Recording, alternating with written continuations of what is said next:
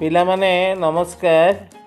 ଆମେ ତ ଆଜି ଅଭ୍ୟାସ ପ୍ରଶ୍ନକୁ ଯିବା। ତା ପୂର୍ବରୁ କହି ରଖିବି ଆମର ଲକ୍ଷ୍ମଣ ନାୟକଙ୍କ ବିଷୟରେ ଯାହା ଆମେ ଜାଣିଲେ, ତାଙ୍କର ସ୍ୱାଧୀନତା ସଂଗ୍ରାମ ବିଷୟରେ ଜାଣିଲେ, ସେ କେମିତି ମିଥ୍ୟା ଅଭିଯୋଗରେ ଅଭିଯୁକ୍ତ ହୋଇ ଜେଲ୍ ଦଣ୍ଡ ଭୋଗିଲେ, ପରବର୍ତ୍ତୀ ସମୟରେ ତାଙ୍କୁ ଫାଶୀ ଦଣ୍ଡରେ ଦଣ୍ଡିତ କରାଗଲା, ଏସବୁ ବିଷୟରେ ଆମେ ଜାଣିଲେ।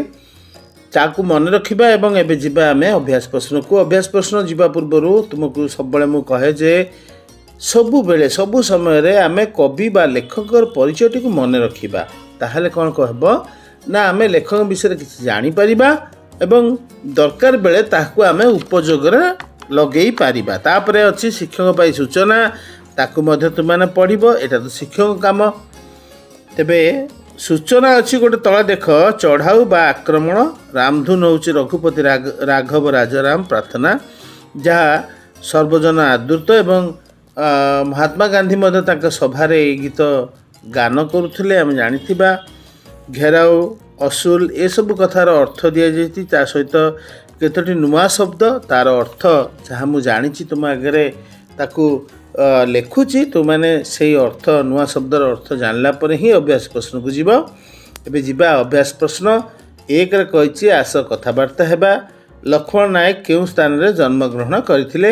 ଲକ୍ଷ୍ମଣ ନାୟକ ବାପା କେଉଁ କାର୍ଯ୍ୟ କରୁଥିଲେ? ଲକ୍ଷ୍ମଣଙ୍କ ସ୍ୱଭାବ କିପରି ଥିଲା? ବାପାଙ୍କ ନିକଟରେ ଲକ୍ଷ୍ମଣ କେଉଁଥିପାଇଁ ଆପତ୍ତି କରନ୍ତି? ଲକ୍ଷ୍ମଣଙ୍କ ମନ କାହିଁକି ବିଦ୍ରୋହ କରେ? ଏ ସୁନ୍ଦର ପ୍ରଶ୍ନଗୁଡ଼ିକର ଉତ୍ତର ଆମେ ବା ମୁଁ ଯାହା ଭାବୁଛି ଲେଖିବା ପାଇଁ ତାହା ଲେଖିଦେଇଛି। ତୁମମାନେ ଦେଖ, ଯଦି ତୁମର ଏଗୁଡ଼ିକ କାମରେ ଲାଗିବ ତାହେଲେ ମୁଁ ଜାଣିବି ମୋର ଶ୍ରମ ସାର୍ଥକ ହେଲା। ଏବଂ ତୁମେ ୟାକୁ କେବଳ ପଢ଼ିଲେ ହେବନି, ଖାତାରେ ଲେଖିବ ଏବଂ ମନେ ମଧ୍ୟ ରଖିବ। 2 ନମ୍ବରରେ କହିଛି ଆସ ଉତ୍ତର ଲେଖିବା। ଏହି ଉତ୍ତର ଲେଖିବାଟିକୁ ମୁଁ ଲେଖିଛି 2 ଭାଗ କରି। ତୁମମାନେ ତାକୁ ଦେଖ ଏବଂ ସେ ଅନୁସାରେ ଉତ୍ତର ମଧ୍ୟ ଲେଖ ଆଉ ଉତ୍ତରକୁ ମନେ ବି ରଖ। 3 ନମ୍ବରରେ କହିଛି ସରଳ ଭାଷାରେ ବୁଝାଇ ଲେଖିବା। କରେ କହିଛି ଆକାଶରେ ଯଦି ସୂର୍ଯ୍ୟ ଚନ୍ଦ୍ର ସତ୍ୟ ତେବେ ମୋ ମା' ନିଶ୍ଚୟ ସ୍ୱାଧୀନ ହେବ। ଖରେ କହିଛି ଲକ୍ଷ୍ମଣ ନାୟକଙ୍କ ଶରୀର ସିନା ମାଟିରେ ମିଶିଯାଇଛି କିନ୍ତୁ ସବୁଦିନ ପାଇଁ ସେ ଅମର ହୋଇ ରହିଯାଇଛନ୍ତି ଜନମାନସରେ, ଯାହାକି ନିହାତି ଭାବେ ଆବଶ୍ୟକ ତୁମର ଏ ବିଷୟରେ ଜାଣିବା ବା ସରଳ ଭାଷାରେ ବୁଝାଇ ଲେଖିବା। ତାକୁ ସରଳ ଭାଷାରେ ଲେଖିଦେଇଛି, ଦେଖିନିଅ ଏବଂ ତାକୁ ଅଭ୍ୟାସ କର।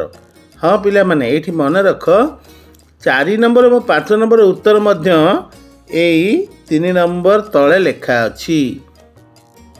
ଯେପରି 4 ନମ୍ବରରେ କହିଛି ଯେପରି ସଶ୍ରମ, ସେହିପରି ଶବ୍ଦର ଆରମ୍ଭରେ ସ ଯୋଗ ହୋଇଥିବା କେତୋଟି ଶବ୍ଦ ଲେଖିବା।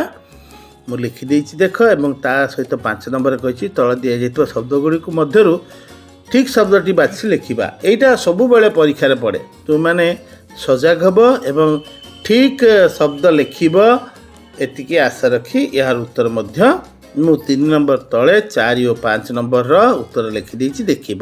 6 ନମ୍ବରରେ କହିଛି ବନରେ ବାସ କରୁଥିବା ଲୋକଙ୍କୁ ବନବାସୀ କହୁ।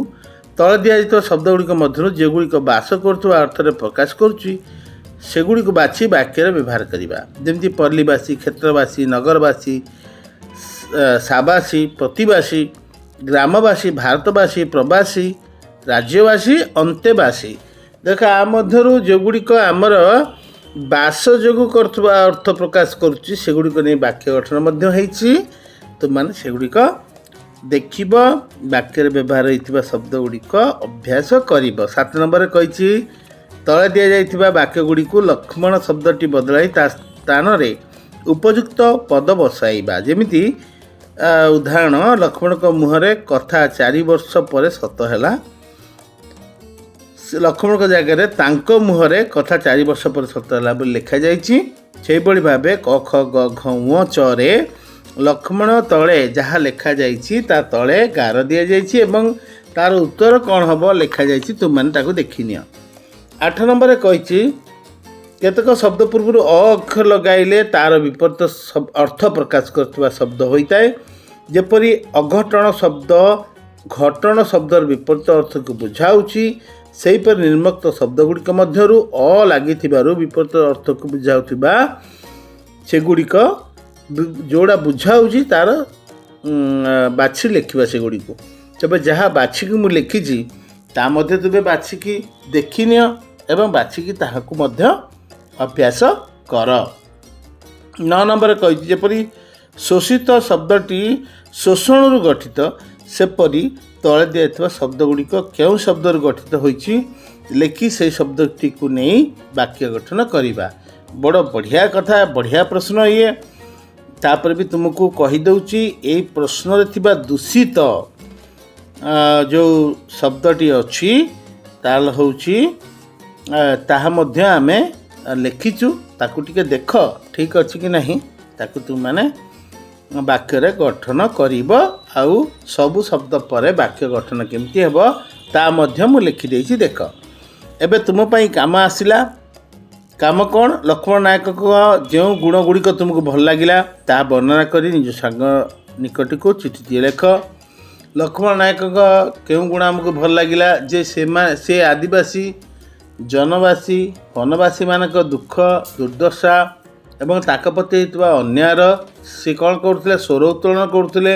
ତାଙ୍କ ବାପାଙ୍କ ନିକଟରେ ସେ କଥା ମଧ୍ୟ କହୁଥିଲେ। ଏ କଥାଟି ଆମକୁ ନିଶ୍ଚୟ ଭଲ ଲାଗିଥିବ। ଆଉ 2 ନମ୍ବରରେ କହିଛି ଓଡ଼ିଶାର ସ୍ୱାଧୀନତା ସଂଗ୍ରାମୀମାନଙ୍କ ମଧ୍ୟରୁ ଅତି କମ୍ରେ 10 ଜଣଙ୍କ ଜୀବନ ସମ୍ପର୍କରେ ତଥ୍ୟ ସଂଗ୍ରହ କରି ପଢ଼। ଏ ଗୋଟେ ବଢ଼ିଆ ପ୍ରଶ୍ନ। ଆକୁ ଆମେ ତଥ୍ୟ ସଂଗ୍ରହ କରି ପଢ଼ିବା ଏବଂ ସେ ତଥ୍ୟ ଗୁଡ଼ିକ ମନେ ରଖିବା, ତାହେଲେ ଯାଇକି କାମ ଆମର ସଫଳ ହେବ ବା ପାଠପଢ଼ା ଆମର ସଫଳ ହେବ। ଏଇଠି କହି ରଖୁଛି। ଏବେ ଦେଖ, ଉପରେ ଯେଉଁ ଚିତ୍ର ଗୁଡ଼ିକ ଦେଖୁଛ ସେଇ ବିଷୟ ଗୁଡ଼ିକ ଆମ ପେଜ୍ରେ ଯାଉଛି ବା ୟୁଟ୍ୟୁବ୍ରେ ଯାଉଛି। ଏଥିରେ ଚିତ୍ରାଙ୍କନ ପ୍ରଥମ ଶ୍ରେଣୀରୁ ଆରମ୍ଭ କରି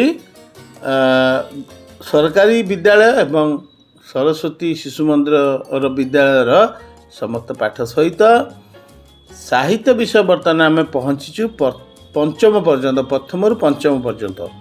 ତାହା ମଧ୍ୟ ଦିଆଯାଇଛି ହିସାବ। ତୁମମାନେ ଦେଖିବ ଏବଂ ସେଇଠି ଗୁଡ଼ିକ ଅଭ୍ୟାସ କରିବ। ଦରକାର ବେଳେ ସାଙ୍ଗମାନଙ୍କୁ କହିବ, ସେମାନେ ଦେଖିବେ। ଆବଶ୍ୟକ ତଳେ ତୁମର ସବସ୍କ୍ରାଇବ୍ କରିବା ଜରୁରୀ ଏବଂ ତା ସହିତ ନିଜର କମେଣ୍ଟରେ ଲେଖିବ କ'ଣ କଲେ ଆଉ ଆମେ ଭିଡ଼ିଓକୁ ସୁନ୍ଦର ଭାବେ ତୁମ ଆଗରେ ଉପସ୍ଥାପନା କରିପାରିବୁ। ତାହା ମଧ୍ୟ ତୁମର ମତାମତ ନିହାତି ଆବଶ୍ୟକ, ଏଇଟା କରିବ। ଏତିକି ଆଶା ରଖି ଆଜିର ଭିଡ଼ିଓକୁ ଏଇଠି ରଖୁଛି। ରହିଲୁ, ନମସ୍କାର।